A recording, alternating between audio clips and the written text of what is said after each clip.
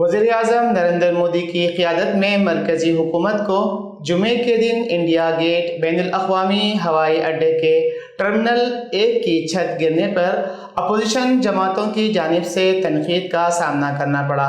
تفصیلات کے مطابق جمعہ 28 جون کی اولین ساعتوں میں یہ واقعہ پیش آیا، جس کے نتیجے میں ایک شخص کی موت ہو گئی اور کئی افراد زخمی ہو گئے۔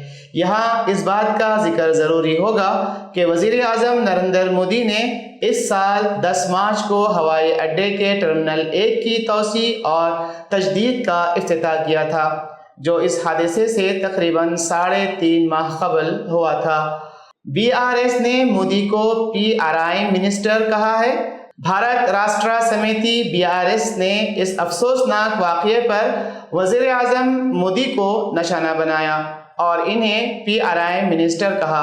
انتخابی PR اسسٹنٹ PRI منسٹر کی جانب سے غلط ہو گیا۔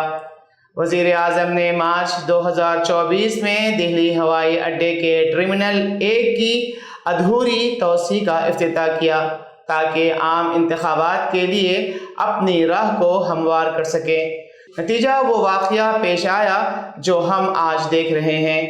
ایک شخص کی موت اور کئی زخمی ہو گئے کیونکہ ایک شخص کی اپنی تشہیر کا جنون چھت کے لیک ہونے سے لے کر کاغذات کے لیک ہونے تک مودی 3.0 تباہی ثابت ہو رہا ہے۔ دوسری جانب ترنمول کانگریس کے MP ساکت گوکھلے نے اس واقعے کو حیران کن اور المناک قرار دیتے ہوئے سوال کیا کہ وزیر اعظم کو اس واقعے پر قتل خطا کے الزام میں کیوں نہ گرفتار کیا جائے۔ دہلی ہوائی اڈے کے ٹرمینل 1 کی چھت آج صبح گر گئی اور اب تک 3 افراد کی موت کی اطلاع ہے۔ انتخابی مہم کے لیے مودی نے مارچ میں تیزی سے زیر تعمیر ٹرمینل 1 کا افتتاح کیا۔ وزیر موصوف نے مزید کہا کہ وزیر اعظم مودی پر قتل خطا کا الزام کیوں نہ لگایا جائے۔